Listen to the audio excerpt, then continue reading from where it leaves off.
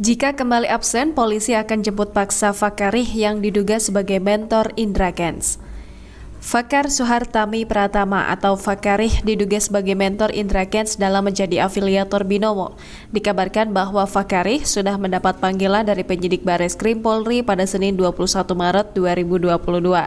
Namun, Fakarih tidak menghadiri pemeriksaan tanpa alasan apapun.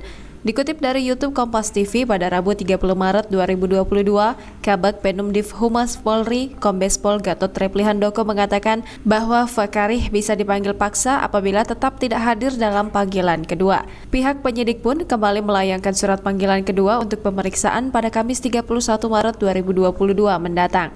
Selain itu, Fakarih juga diduga turut merekrut orang sebagai afiliator Binomo melalui media sosial. Pihak polisi pun juga memeriksa sejumlah saksi dan tengah memburu aset Indra Kents di luar negeri.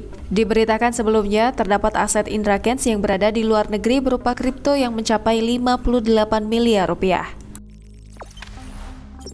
Jangan lupa subscribe, share, komen, dan like ya!